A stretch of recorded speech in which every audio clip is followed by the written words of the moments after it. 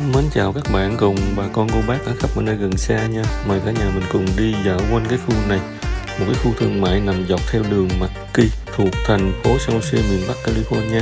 Ở nơi đây có rất nhiều người Việt Nam sinh sống và làm ăn rất là thành đạt. Và hôm nay có dịp ghé qua đây, mình cũng muốn ghi lại một vài nét để chia sẻ lại bà con mình cùng xem và biết về cái khu này nha. Ở đây có chợ, có nhiều nhà hàng và có trường học, có sân vận động và rất là nhiều người Việt làm ăn thành đạt ở đây.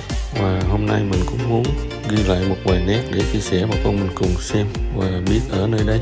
Và bây giờ mời tất cả bà con mình cùng đi xem khu này nhé. Mình sẽ quay sơ lược qua một vài nét cái nơi mình đi qua đó để chia sẻ lại bà con mình xem. Và bây giờ chúng ta cùng đi nha.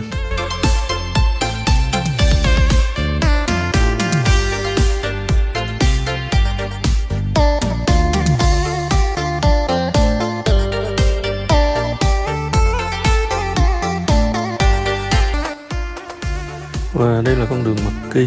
Theo cái hướng xe chạy đang đi lên đó, thì mình đi độ khoảng 15 phút sẽ đến downtown San Jose.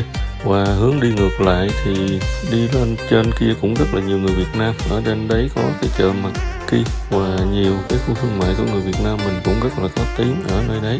Và bây giờ mời bà con mình cùng đi dạo quanh cái khu này. Mình sẽ quay để chia sẻ lại bà con mình xem nha.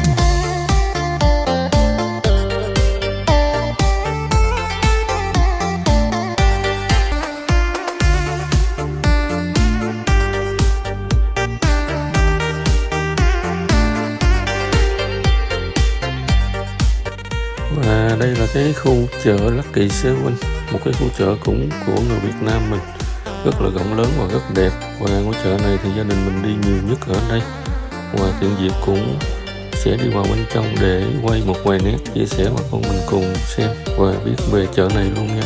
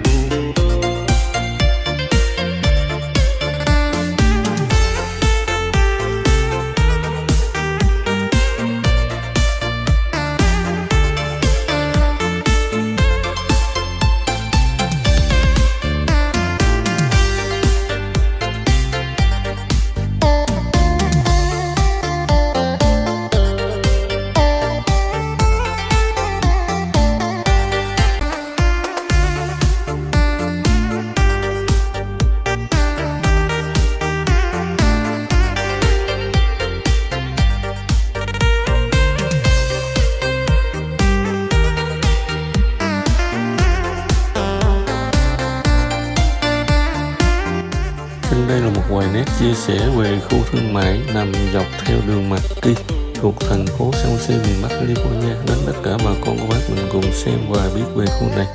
Và bây giờ mình xin phép được dừng video ở đây nha. Xin kính chúc tất cả bà con cô bác cùng các bạn luôn có nhiều sức khỏe và niềm vui trong cuộc sống nha. Xin kính chào tạm biệt và hẹn gặp lại ở nhiều video sau.